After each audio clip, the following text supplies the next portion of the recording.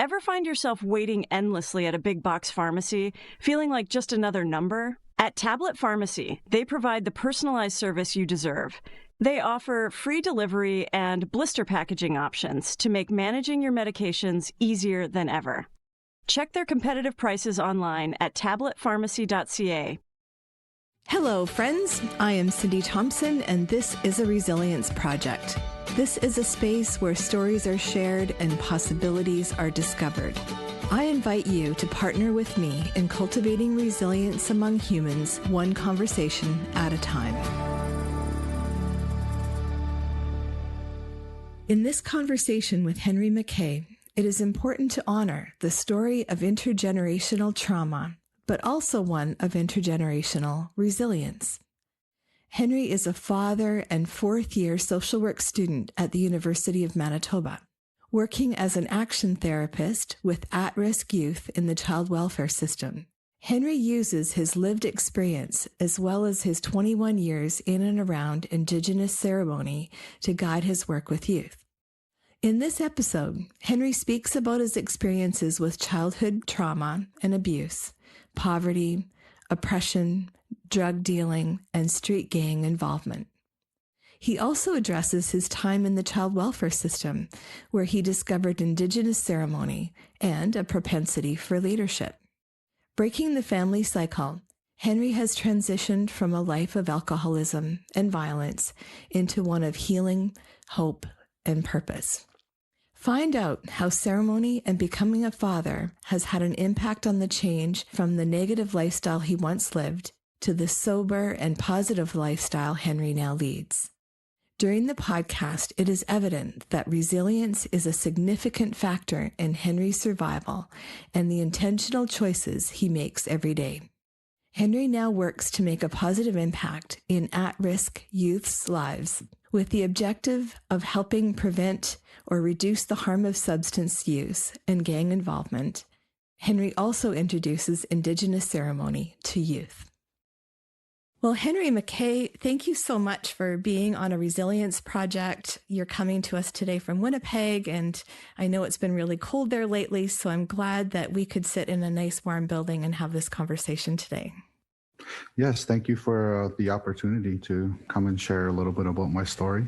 Yeah, absolutely. And what I love about this is I get to meet someone like yourself who I may not have crossed paths with any other way. So I'm excited and honored to hear your story, to have a conversation today about your life to date and what you've been learning about yourself in that journey. Yeah, I'm honored as well to be able to share my story and then hopefully maybe be an inspiration for others. Lovely. The way I look at it is you're the expert on your story. I wonder if you would like to start with helping us understand some of your early development, your first family. What would you like us to know about that season in your life? My younger years, right from I can remember, was full of trauma and abuse. One of my first memories was my mom coming home drunk, fighting my dad, and big argument, yelling. And then there was me, my younger brother, and my older sister. And I just remember my sister grabbing the both of us, hugging us, trying to console us.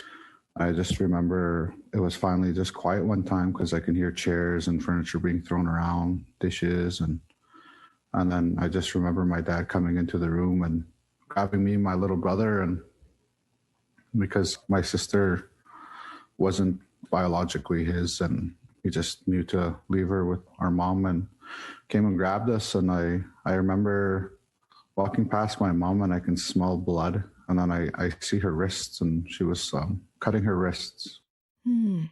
That made a big impact on me. I bet. I could just feel like the pain and the anger in the house. And we ended up just going to my dad's friends and stayed there. And then growing up, my mom and dad were off and on. They never really stayed in the relationship long. We moved a lot. It felt like almost every year I was starting a new school. And I suffered a lot of years of physical abuse from my father. He used to whip us with a belt. even for the simplest things. So I just remember living life kind of like walking on eggshells and, having to worry about his outbursts of anger and frustration. That went on for, a big part of my life. And actually, a lot of times it was just the three of us, my dad and my brother, my younger brother. Me and my brother were very, very close. And he used to get lickings too, sometimes even worse than me, actually. There was a couple times where we moved back and forth from the reservation. Life was simpler out there. I had a lot of good memories from back home in the reservation. Just memories of like running around with the cousins and other kids and feeling free, not being in the city, being out on the land, being in and out of the bush. It was beautiful being in nature as a kid. Well, it makes me wonder if that was a bit of an antidote to some of the more difficult moments in life when you could be around family and cousins and outside. Yeah, so I think that alleviated a little bit of it. And then even in the reservation, like the abuse was a little less. My dad was pretty busy with the job, and he always had jobs, minimum wage jobs. He'd work 2 jobs at a time sometimes. We grew up very, very poor, never had the best clothes. We had food. We had to, I guess, access harvest and all that a few times. But I just remember being very poor. I think that really humbled me. We did live in Manitoba housing, which was subsidized housing. And a fire happened. I remember a fire happened. So we had moved from that area to like the north end in Winnipeg, the inner city. It's a fairly rough area, the inner city. A lot of drugs, gangs, violence. A big change from where you'd come from. It must have been, probably was like 4 or 5 years old is when we kind of like moved to the north end. And where was the reservation, Henry? Barons River, Manitoba. Okay. So the reservation had a day school. So there's a lot of things that go with that in the reservation. But, it can get pretty toxic out there. And I know the people out there, even to this day, they still need a lot of healing from that day school. And, I hear horror stories. And my grandfather used to talk about the day school, the years leading to his death, cancer. And I used to sit there with him and talk. And we'd talk about day school. And then he'd also talk about my dad and how my father's mom used to beat him pretty bad. At that time, when I heard that from my grandfather, I was already forgiven my dad. And then there was kind of like a bit of reasoning as to why he was the way he was. That was just intergenerational trauma being passed on from my grandmother to me. Yes. And then later on in life came full circle. My dad was able finally to speak to that himself personally. Oh, good. And then my grandmother as well. The first year of my BSW did a genogram. And it's a tool that social workers use. Not as much, not too often now, but I guess I traced back my family to, I think, the 3 generations of us. And I sat with my grandmother and she came and she told me the horror stories of what she went through as a child. My grandmother, my dad's Métis. So my grandmother's family come from Austria, I believe. They came after the First World War. They had a family farm and a lot of abuse and alcoholism. Okay. Yeah. So that abuse, that physical abuse actually stems further than that. So it's been passed down. Yeah. And it puts a context to it, even though it's still not okay. It's still harmful and continues the trauma. But I can hear what that brought for you to look at that big picture and that each of those individuals in your family also suffered at the hand of abuse. Yeah. Even back then, I remember telling myself, I think I must have been like 10 years old. It was after a pretty bad whipping from my dad. And I remember how I couldn't calm myself down. Like it felt like forever to try and stop myself from crying and feeling anger and pain. When I finally calmed down, I promised myself And I promised my future children that that stops there. It took a lot of years to heal from that, because that was my main goal in life, was to never, ever like scare or hurt my children in any way, shape, and form the way that I felt that time. Yeah, to have that wisdom at 10 to make that decision. Yeah, I believe that, when you go through trauma and abuse, I believe that you really mature, you age a lot quicker. I've always been like a reflective person. I would reflect on things, and I was always critical. So even then I knew at that age that this is not good. Well, you were feeling it, right? You knew that it wasn't okay, but you also wanted to break that cycle.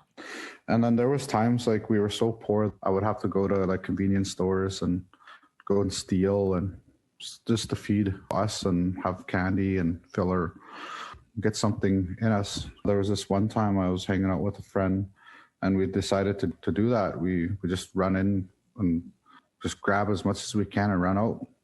My friend, for some reason, was like watching his younger siblings, and then all of the other kids, the younger kids in the neighborhood, we're all pretty hungry. And yeah, we did that. And actually, I just remember how good it felt feeding those kids and feeding ourselves. Interesting. Yeah. And that's where I guess the empathy that I have, the reason why like I got into social work is because of the empathy I have for others. I think that just really solidified that at that time.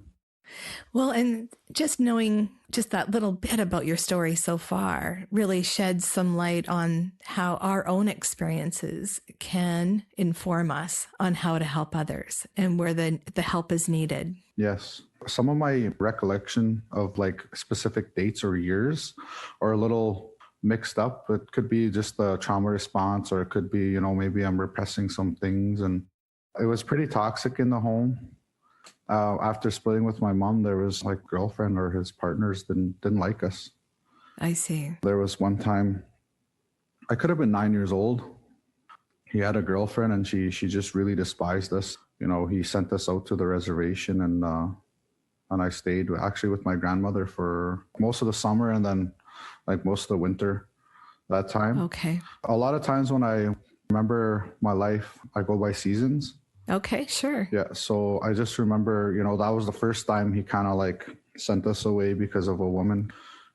I was very sheltered from the outside world, being at home with my biological father. So I just remember having to learn how to use the transit system in Winnipeg on my own. Okay. I think I got lost once or twice, but I figured it out. And then just being in the child welfare system, the first year I was in care, I must have been in probably about 11 homes. Wow. Which included like hotel rooms. They would put kids in hotel rooms, and I would stay for like a month or so. Without a caregiver? No, it would be like staff that come in. I'm just imagining the message that would have given you as a young person, just that disconnect, that sense of belonging somewhere. Yeah, it was a little weird, to be honest, because I grew up like mostly in the inner city, and then I'm staying in like places that are like middle income, and for some reason, I didn't feel safe. And I felt like a lot more safe in the inner city, and around the time, even just before child welfare, like CFS, I was actually into a gang. I was able to kind of like leave that there because I moved out of the area. Okay. So that was a good move. Yeah. My parents always smoked cannabis. And even to this day, the smell of cannabis, if I smelt it, it just brings back good memories, because I remember when they would smoke, it was like happy times after. They weren't arguing, fighting, So I connected that smell to happy times with the parents. But yeah, we're walking one time, and she's like, "Henry, wait here." And she went to this house that was like a known, I guess, place that sold cannabis. And then this guy came out, and he had like the best clothes, and you could tell he was like, not well off, but just like a lot better than most of the kids in the hood. Yeah, he sold my mom cannabis, and that just really made a big impact on me, because right then and there I saw a way out of being poor. I see. But yeah, going into CFS, I guess the feeling that I had was not being loved, kind of lost. You're in a a system that takes care of you physically, your physical basic needs, but the emotional connection, the mental, and even the spiritual connection is left out. That's an interesting point. And with that many moves also, I'm trying to imagine, how would you ever trust that this home might be a home for you for a while? Mm-hmm.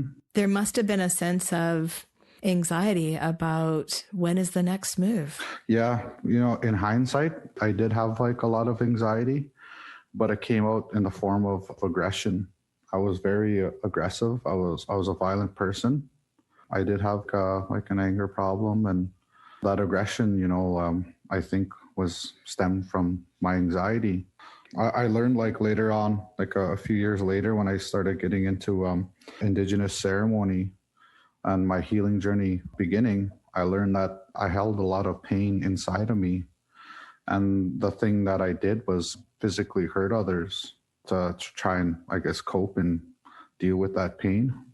So literally within months of being in the child welfare system, I caught my first charge. I was in and out of the Manitoba Youth Center, which was youth lockup. Okay. Essentially, I spent all my years from CFS to 18 years old, either on probation or bail. Wow. So I had a lot of criminal activity, a lot of assaults, a lot of robberies, aggravated assault, weapons charges. I've done break and enters, all that. I'm very thankful for those experiences, to be honest. Interesting. What did you learn about yourself there? I learned that not to judge others. I guess you can call them like delinquents or criminals, but you just don't know their story. You see a kid on the news for robbing someone or hurting someone.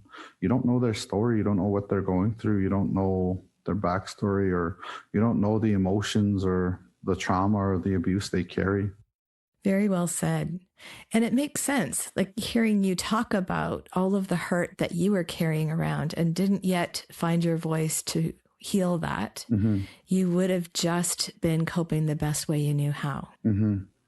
Yeah. And alongside of my criminal activity, I started selling drugs at a very young age. I'd say about 13. I was really good at it. I found something that I was good at. I was just a street level drug dealer. We'd hang around Portage Place Mall, downtown Winnipeg, because there was, I guess, a policy back then when you were in CFS that if you weren't either in like some kind of day program or school or working, that you couldn't hang around, I guess, the placement all day. Oh. So staff would actually wake me up in the morning and kind of like kick me out. Wow. Yeah. So where are you going to go? Yeah. For like a full year, I'd be waking up in the morning, and then they'd tell me don't come back till after 3:30 when school is done. But I wouldn't come back until like the last bus. So those places, I was just there to sleep and eat, really. And then I was just out, robbing people or selling drugs. When I hear you say that, can you share a little bit about your school experience, Henry? Because with that many moves, I'm just wondering what your story is around schooling for you at that age as a teenager. So education-wise, I wouldn't say like the smartest, but I was always pretty good at schoolwork. The older I got, I kind of hid it in a way. I didn't want to be seen as like the nerd. Oh. Yeah. So, and then I think I went up to about grade 9 and I just quit because I really got into drug dealing, like even more. And yeah, I quit, and I didn't graduate my grade 12 until I was 30 years old. Wow. And I'm imagining the street and what that was bringing you at that time would have provided a quicker, faster hit for you than working your way through school. Mm-hmm. You learn a lot being out on the streets. It was tough times, but again, I'm thankful for that experience on being street smart. Through that, and then even through like my childhood, I've always had like trust issues. I don't openly trust people. Keep my distance and watch how they are and make sure that they're okay. I bet. Well, and when I hear about you getting involved with selling drugs or some of the gangs on the street, what I think I hear in that is a sense of looking to belong somewhere. Yep, that's what it was. Who will accept me? Exactly. And then also, I had just natural leadership skills. People were drawn to me.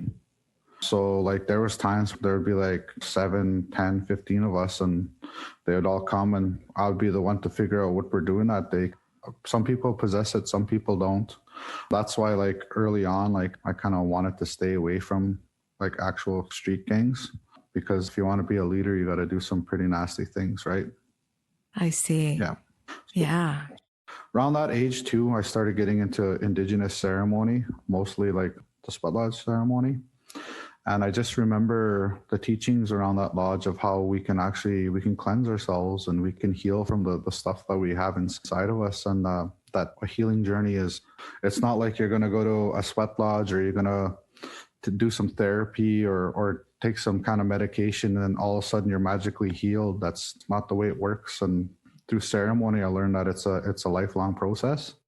Well, and I'm really interested in diving deeper into ceremony and the way that has played an important role for you, Henry. Mm-hmm. Can you bridge that one piece for us as to you're on the street, you're not going to school, you're involved in this criminal activity, in and out of the youth detention center. Who were the influential people that maybe helped you find that again and go back to your roots? At around that time, I was very fortunate enough to meet and actually live in a home. His name was Luke Arquette, and he's well known even to this day. Like a lot of people in social services know him, and he was a helper. He was pipe maker. He was a cut man at a Sundance. Essentially, he was what you would consider an elder. Okay. He carried a lot of teachings, and the things he did were teachings. He made a real big impact. We did a lot of ceremony. I finally found someone that actually really cared and loved us, like authentically. We weren't just a paycheck to him. Yeah, he made a real big impact.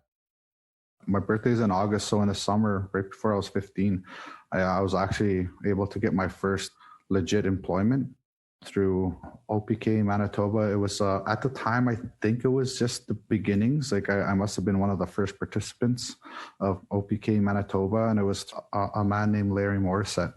Okay. Larry, and then Luke, and then a whole bunch of others were all connected, starting the Bear Clan in Winnipeg, starting up Children of the Earth High School, which was the first Indigenous high school in Manitoba, I think, or even Canada. And they were activists, social justice warriors. And it was nice to be in the care of a person like that. So when I had that job, Larry would actually go out of his way and pick me up some days in the mornings and then drive me to work. But on those drives, because we lived at the end of the city, on those drives, we would talk about colonialism. We would talk about oppression. He would call it hyper-masculinity.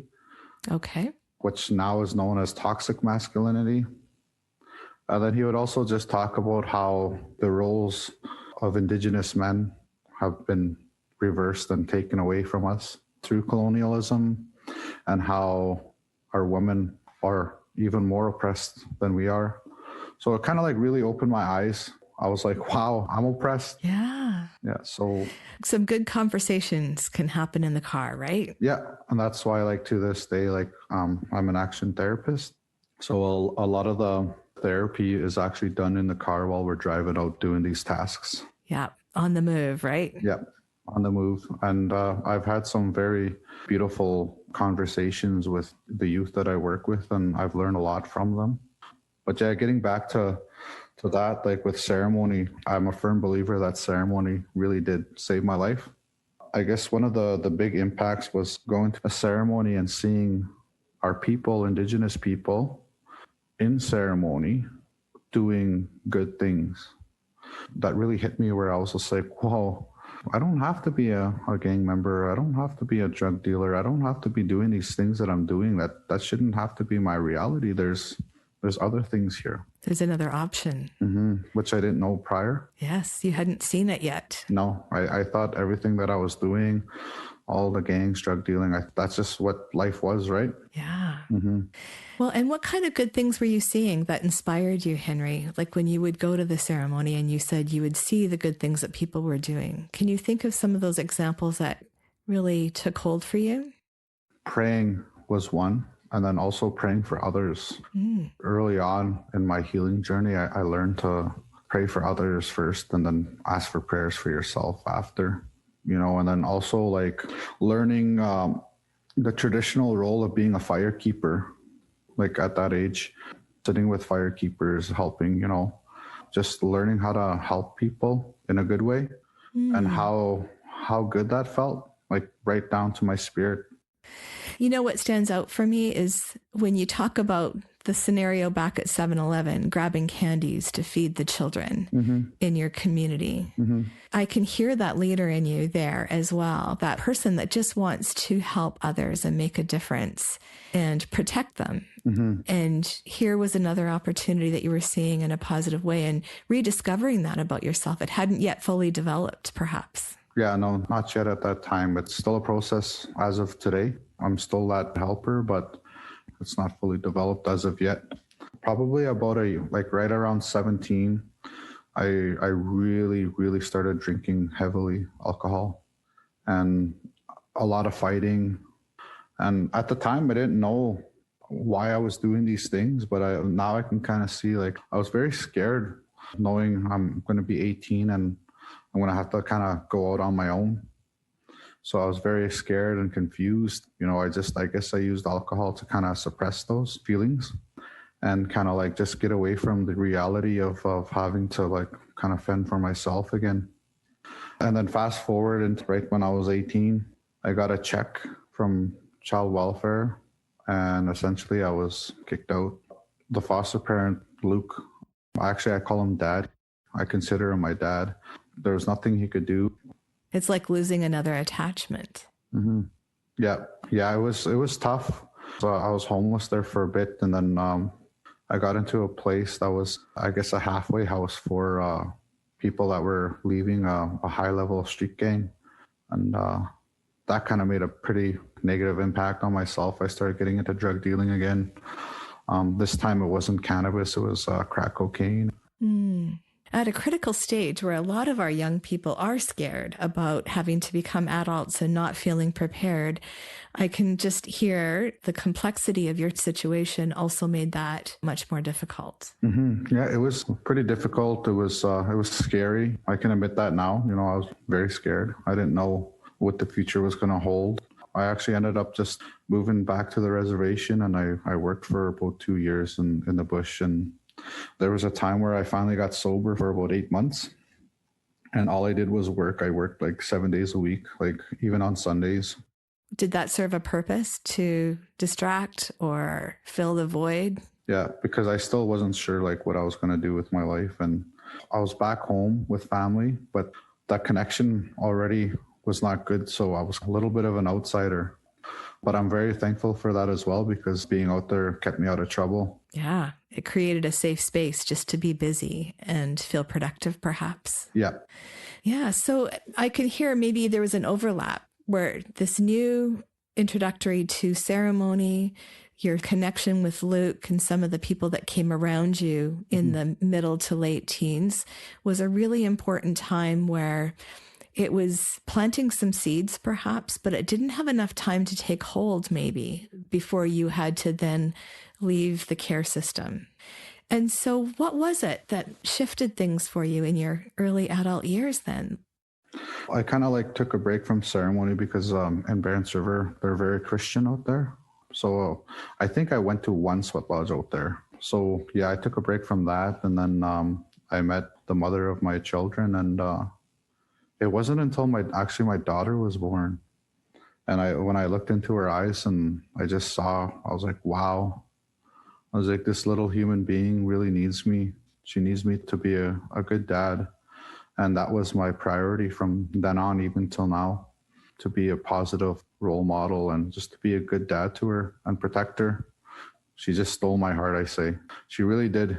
If it wasn't for her as well, like, because I dabbled in drug dealing again after, and I just really had to smarten up and stay away from, I guess, my old life and even people that I associated with prior. When I moved back to the city, I took minimum wage jobs just so that I can feed the kids and pay some of the bills. And drug dealing, it's a fast life. You make a lot of money. It's very dangerous. The one thing that I can remember is like a high sense of paranoia. Oh, Like you get really paranoid. I just didn't see that because you're risking your freedom. And I just couldn't do that. I couldn't risk my freedom. I had to be with my kids and my daughter and just be there with her. And so I took, minimum wage jobs. Felt pretty degrading, but I didn't have work experience or training. So, I took those jobs. And then I stayed out of trouble. I drank here and there too. We kind of learned how to love each other because when it came to women, I wasn't really good. you hadn't learned how to be in a healthy relationship yet. Yeah. Well, there's some abandonment issues from my mother, growing up without a mom really took a toll on me. The relationship was fairly toxic. This is really good though, Henry. I appreciate your sharing even how that has impacted you. Mm-hmm. I'm really appreciating the willingness to be vulnerable and to share some of the hard parts and how that long-term picture has then impacted today even. Yeah. I learned actually in Sweat Lodge that it took a lot of years to be comfortable with telling my story. I bet. But I remember being in Lodge, learning about residential school experiences through the Sweat Lodge. Growing up as an Indigenous youth or Indigenous child in the inner city, we didn't really know too much about that. I started going into this one Sweat Lodge, and a residential school survivor was there and talking about their experience. And the teaching goes that what's said in there specifically can't be said after, but that's where I learned about residential school. And through them, I learned that talking about it and speaking your truths and your story is healing as well. It's part of the healing process. Absolutely. And it really speaks to why I do this podcast, so that there is an opportunity to not only share your story and have others perhaps learn from your telling your story and to maybe hear a little bit about themselves in your story and things that they perhaps didn't discover before, but now it's uncovering for them. Yeah. Yeah. As a young father, I just really made that choice to just be all about my children. And then I finally fast forward to 30 years old. I remember just walking one day, going for cigarettes on Selkirk Avenue, and I just saw this poster in front of this place, and it said grade 12 in 6 months. And I'm like, oh, wow, that's something I can do. So I did. Yeah, and we start with ceremony and we end with ceremony. So in that Sweat Lodge, I found myself again, like that spiritual side of me. And then that's where I found that I'm supposed to be a helper. Even at 30 years old, I still didn't know what the heck I was doing with my life. Sure. Well, it takes confidence just to step through that door and go back to continue your education. Mm-hmm. During my grade 12, I applied at the inner city social work program through the University of Manitoba. It's a long process, but the process that they have there really does a good job at seeing who's going to be successful or if they were the right fit to be, I guess, like a social worker. So I was able to just tell a little bit about my story as well, because they go off lived experience as well as like work experience, which I kind of had because I was at that time I started working in actually group homes. I was actually working in the same home that I lived at Luke's. It's called Luke's Place now. So, but that was how like a part of my life came full circle, from a kid living in that home to an adult working with the youth in that home. What was that like for you to then speak into the lives of others? It came natural. There was a connection there because of, I guess, a kid that lived there before, and then also just being a kid in the child welfare system. There was just a natural connection that I was able to have with the boys there, and it felt just like I said, like natural and organic. Well, and I would imagine, just like you didn't trust anybody at that time. You didn't know who you could trust. Mm-hmm. But I would think there's value in meeting someone like you who has been through that, has walked that walk, mm-hmm. and is now turning their lives around and able to help others. I can imagine you've been an inspiration to many. I hope, like how Luke and Larry, and then now Mitch Bourbonniere is an inspiration to me. I just remember my dad, Luke. Everything, like I said, everything was a teaching. And he told me, he's like, maybe you don't understand what I'm saying now, or maybe it seems like you're not listening, but you are. And there's going to be one day that you're going to understand. And then you're going to be able to share that as well. I love it. I was sitting there talking with a boy at Luke's place and boom, it hit me. I was like, yep, you're right. There it is. Yeah. Well, what comes to mind, Henry, is that our own biological families are not always the ones that help us grow resilience. Sometimes it is people like Luke or Mitch that have come into your life at the right time and have spoken into your life, given you another way of thinking about things. Yeah. That then is what took hold for you. Yeah. Going through the motions and just going through life at an early age of trauma and abuse, you don't get a chance to kind of reflect. It's not until you meet these people and see kind of like the big picture of things. Whereas when you're going through the motions of just even drug dealing, you're just wanting to survive, another day. And I think that's important for our listeners to hear is, like you said, to not judge at face value what they see in that act, but to be curious about what might be going on below the surface. And I think desperate people do desperate things as a way of coping. Yep. So if you could go back and say something to your younger self, that little boy that was maybe 10, what would you want to say to him now? Forgive yourself. Through Sweat Lodge, I was able to find forgiveness for myself, for one, and then for my dad. To not hold on to that ugliness and not hold on to that resentment, because I felt that resenting my dad for the things, he did to me kind of held a power. And then me having those feelings kind of played into that and fed that. So I would tell myself like, hey, you are loved. You are a human being. And, you got to find a way to forgive yourself and forgive that person that's doing that to you. And a big part of that is actually what we're here to talk about is resiliency, that strength. You don't really know you have until you can sit back and reflect or kind of take a breather from life. That notion of intergenerational trauma, it's true. It happens. I'm a product of that. But then there's also intergenerational resiliency. I love it. That strength is in our genetics as Indigenous people. We're very strong people. If you look at the real history of our people, we've been through a lot of atrocities, and that resilience is there. It's in our genetics. I can hear that. And I'm curious, if you were to think of some of those resiliency pieces that you have inherited, what would you say those have been for you? That strength and that resiliency helped me stay on that path. There's a thing called the good life, Minopamatasewin, Anishinaabe culture and ceremony. And that's just like living the best life you can. They say that that path that you're on, that straight path, you can get off that path. And some people get lost into drugs, addictions, violence, being locked up, incarcerated.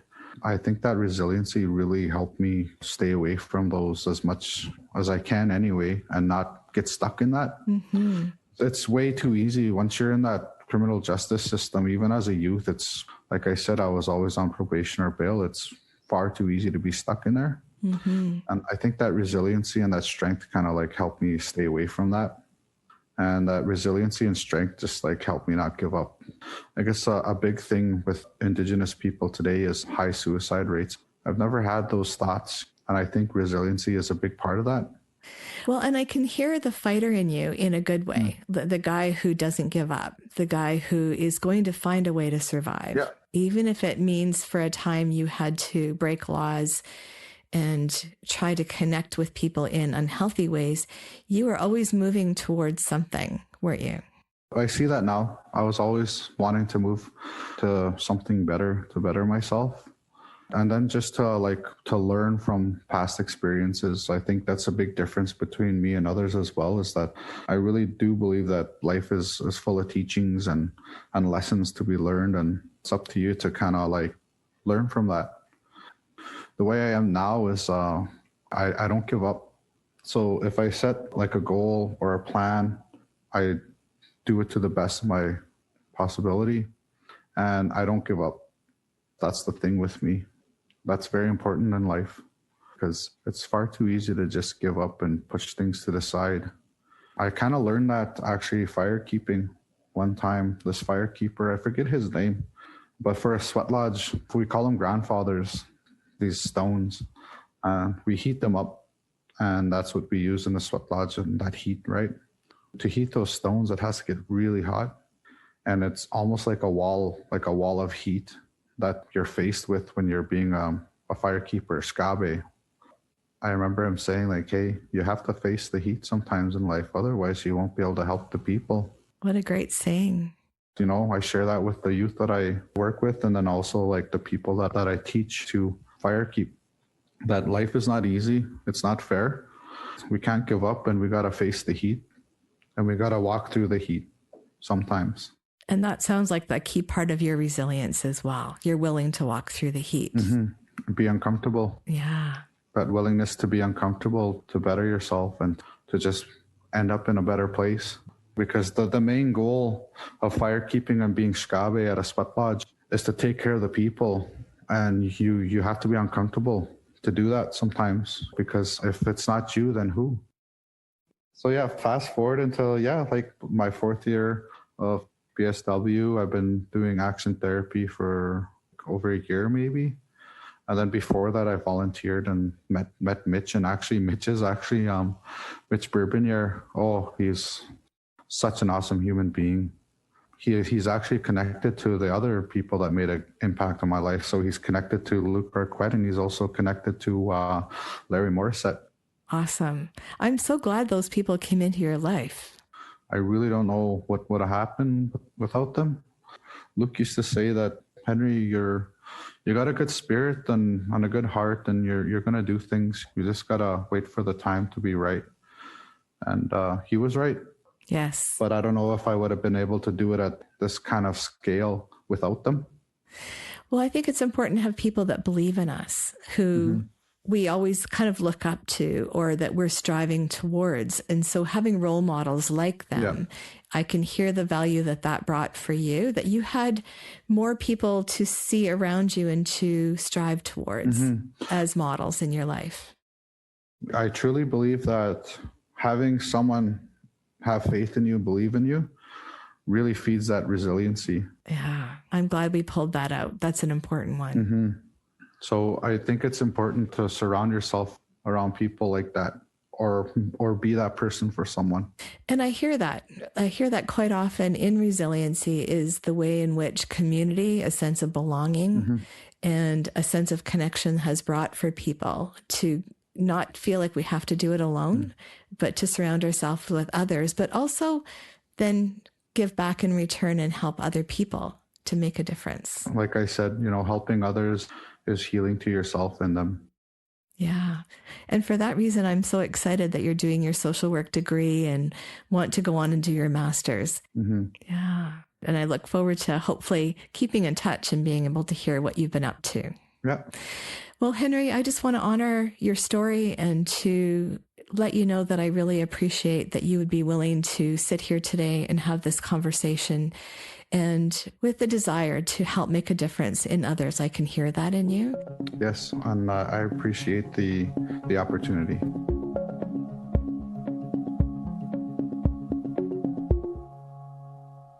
Reflecting on this discussion with Henry, I feel truly humbled and honored that he has been willing to share his journey with us. I hope as you listened in to Henry's story, you might even reflect on your own experience from time to time having judged others without really knowing what is behind their behaviors. How can we move from judging what we really do not understand to having grace for the unknown challenges that many individuals are navigating every day? Although I would not wish for anyone to endure the abuse and trauma that Henry has referenced on his journey, I do find it amazing how many of my guests, like Henry, will suggest they do not regret these experiences, for they have provided rich insight that may not otherwise be realized. In fact, Henry highlights the importance of learning from our past experience.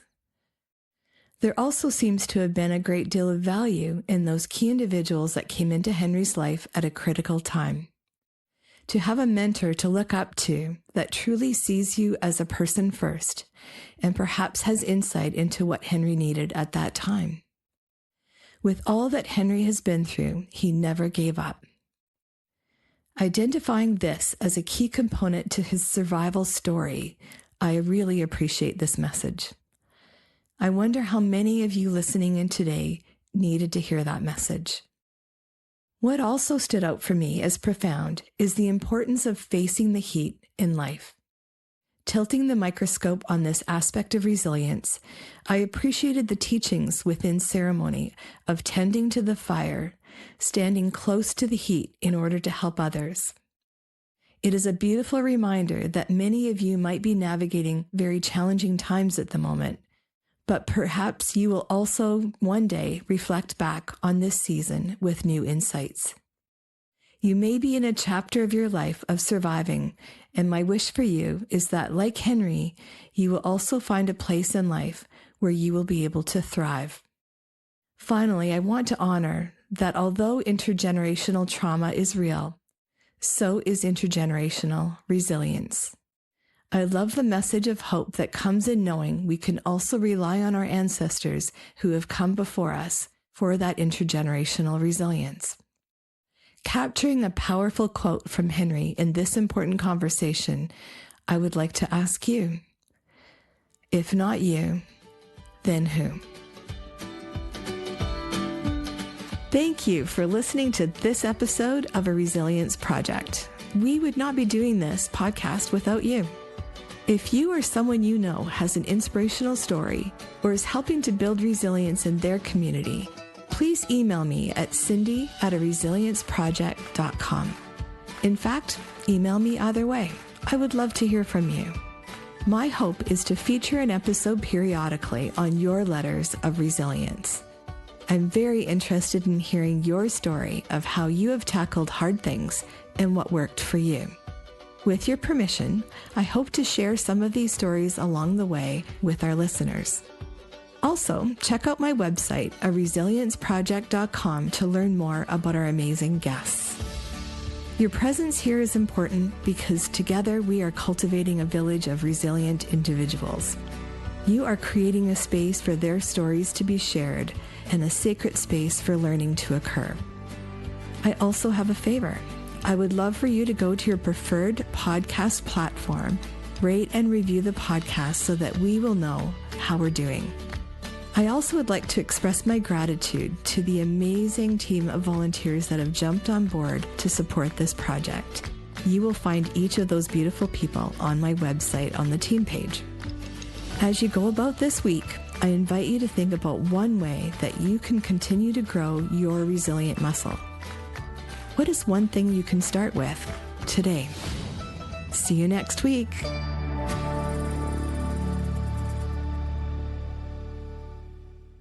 Ever find yourself waiting endlessly at a big box pharmacy, feeling like just another number? At Tablet Pharmacy, they provide the personalized service you deserve. They offer free delivery and blister packaging options to make managing your medications easier than ever. Check their competitive prices online at tabletpharmacy.ca